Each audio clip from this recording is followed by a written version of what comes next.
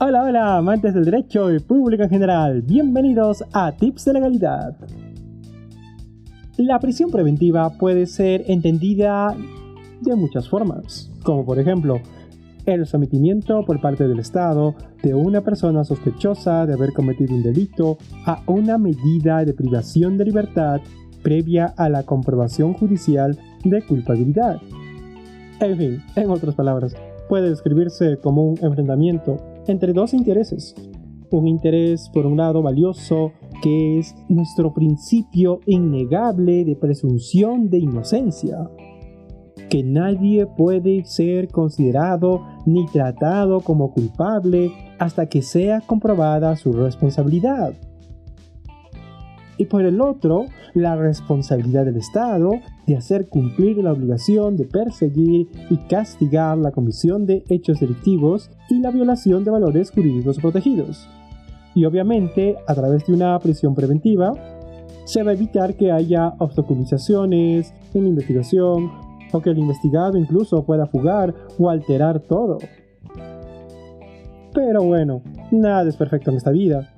Es innegable que existen falencias en las audiencias de prisión preventiva, no solo de la parte acusatoria, sino también por la defensa, como el desconocimiento de los subprincipios de la proporcionalidad, y todo ello puede marcar la diferencia entre ser un buen abogado defensor de la legalidad o ser cómplices de una injusticia. Por tal motivo, el día de hoy nos acompaña nuevamente el doctor Martín Eden Apa-Samamani, abogado por la excelentísima Universidad Nacional de San Agustín, fiscal provincial penal del Distrito Fiscal de Arequipa. Muy buenos días, doctor Eden. Bienvenido nuevamente aquí a su casa, a ABUC 360. Saludos amantes del derecho y público en general. Mi nombre es Eden Martín Apa-Samamani. Soy fiscal provincial penal en el Distrito Fiscal de Arequipa. Hoy los voy a acompañar en este nuevo episodio de Tips de Legalidad con el tema proporcionalidad en la prisión preventiva. A manera de introducción, el principio de proporcionalidad responde a la idea de evitar una utilización desmedida de las sanciones que conllevan una privación o una restricción de la libertad. Y por tanto, doctor Eden, no me dejará mentir, actualmente tenemos el test de proporcionalidad, una serie de pasos, llamémoslo así, etapas, conjuntamente con sus elementos cada uno, lo cual nos permite entender y analizar de cierta manera más práctica, más efectiva, la dación o no de una medida de coerción procesal. Y en tal sentido, doctor Eden, como usted sabe, la libertad es importante para los patrocinados y por tanto, a fin no se afecta este derecho fundamental, ¿cómo se debe analizar las medidas de privación de libertad según este test de proporcionalidad? Conforme al Tribunal Constitucional, el test de proporcionalidad incluye a su vez tres subprincipios. Esto es conocido por todos nosotros. Estos son su principio de idoneidad, necesariedad, ponderación o proporcionalidad en sentido estricto. Esto implica un procedimiento constitucional que debe seguirse cuando se afecta a un derecho fundamental. Y en primer término, esto se somete a un juicio de idoneidad o adecuación, puesto de que la restricción en el derecho resulta pertinente o adecuada a la finalidad que se busca tutelar. En segundo lugar, superado este primer análisis, el siguiente paso consiste en analizar la medida restrictiva desde la perspectiva de la necesidad, ¿no? Esto supone verificar si existen medios alternativos al adoptado por el legislador y a su vez, superado esto, finalmente se tiene su principio de proporcionalidad en sentido estricto, es decir, que siempre que la medida haya superado, ¿no?, estos pasos previos, ¿no?, se establece que cuando mayor es el grado de la no satisfacción o de la afectación de un principio, tanto mayor tiene que ser la importancia de la satisfacción del otro. Ya lo escucharon, amantes del derecho. El test de proporcionalidad es una muy buena herramienta a fin de analizar la proporcionalidad o pertinencia, llamémoslo así, a la dación de una medida de prisión preventiva. Y de plano, como primer tip de legalidad, queda el hecho de tener que estudiar más a fondo los subprincipios del principio de proporcionalidad. Asimismo, Dr. Eren, conscientes de la importancia del principio de proporcionalidad en el derecho penal, cabe aclarar, el legislador penal peruano lo ha incluido entre los principios garantistas que enarbolan el título preliminar del Código Penal.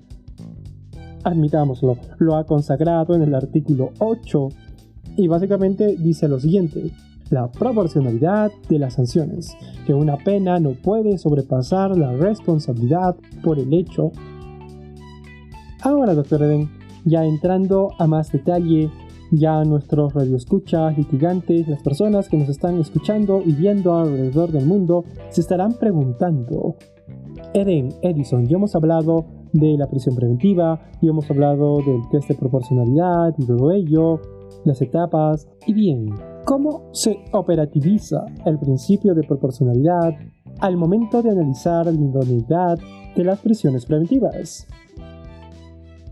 El artículo 203 de nuestro Código Procesal Penal nos señala expresamente que las medidas que disponga la autoridad deben realizarse con arreglo al principio de proporcionalidad en la medida que existan suficientes elementos de convicción. De cara a todo lo que hemos enunciado anteriormente, sabemos que la motivación, al ser un derecho procesal fundamental y de suma relevancia, y la proporcionalidad, con la cual tiene una íntima relación, ¿no?, nos lleva a que la medida de prisión preventiva, al afectar un derecho fundamental de forma grave, nos debe establecer de forma clara el por qué se va a aplicar esta medida tan gravosa sobre la medida sobre el derecho fundamental de la libertad personal. Por tanto, la única manera de establecer una afectación es que de una por respecto a la otra es que se realice un debido análisis y justificación respecto al peso de cada uno respecto al otro. Y esta justificación no solo debe realizarse en base a la existencia de presupuestos, sino también determinarse en cada caso concreto por qué resulta idóneo, razonable y proporcional en función al fin constitucional perseguido por cada uno de los derechos en conflicto. También valorarse la naturaleza y gravedad del delito y la peligrosidad de la gente. El problema es saber motivar adecuadamente todos estos presupuestos y todas estas circunstancias fácticas y jurídicas, y determinarse de forma justificable si en cada caso concreto la medida es proporcional, ¿no? Muy interesante, doctor. Ya nos ha quedado más claro la operativización del principio de proporcionalidad al momento de analizar la idoneidad de estas.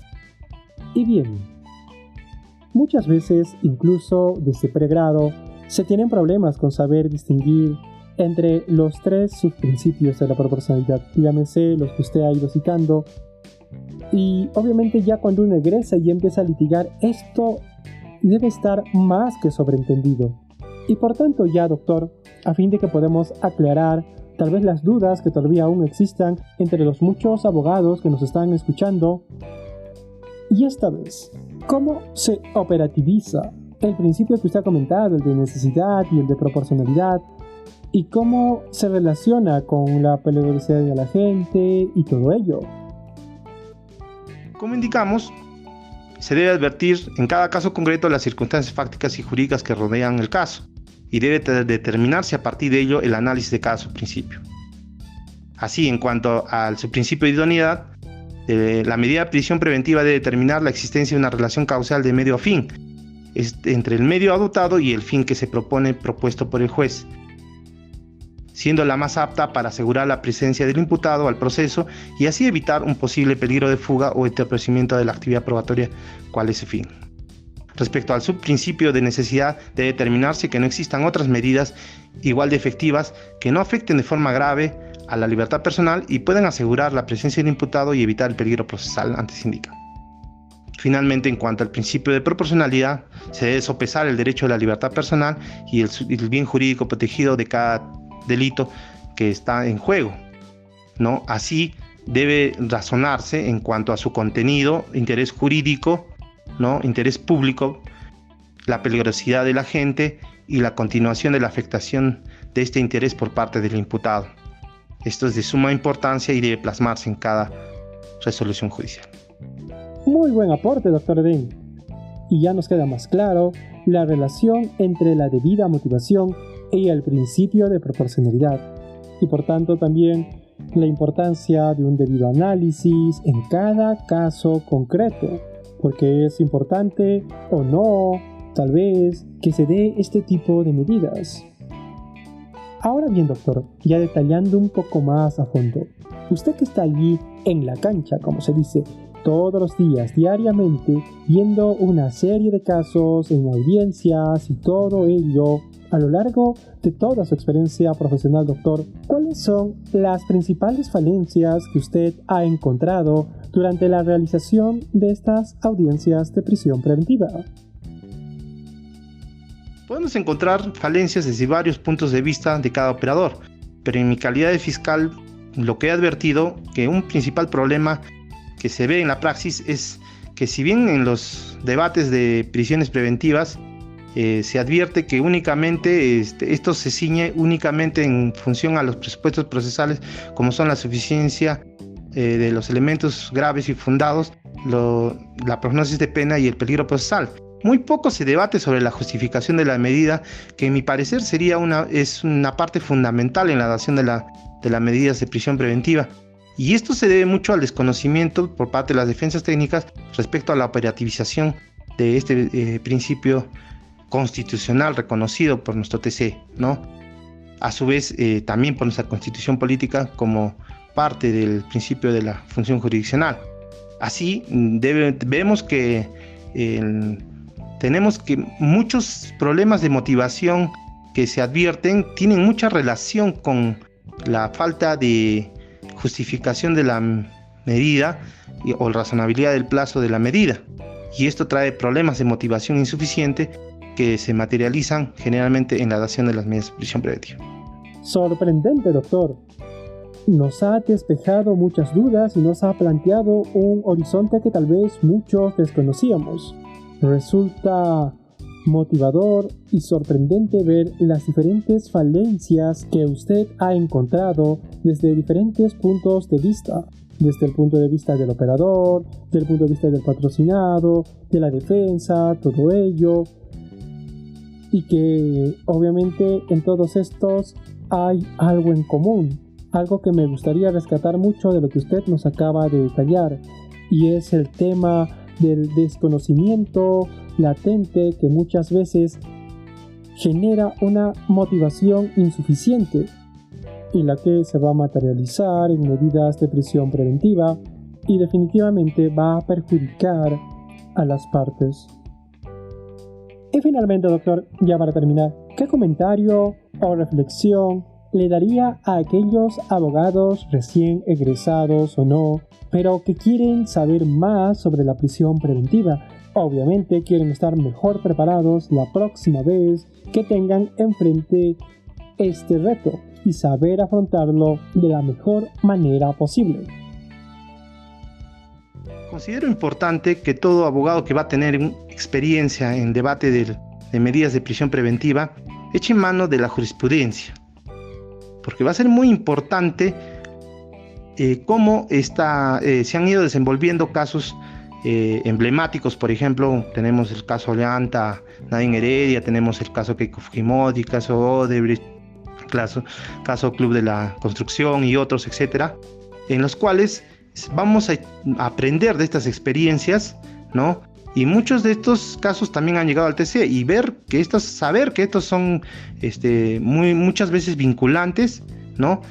Para el órgano ordinario, y saber aplicar estas jurisprudencias y poder también a su vez participar en muchos de los debates que se dan en estos juicios, y ahí poder ver cómo es la contradicción tanto entre fiscalía y defensa técnica, y también ver cuáles son las perspectivas o evolución que se va dando en función a cómo se aplica esta medida de prisión preventiva, ¿no?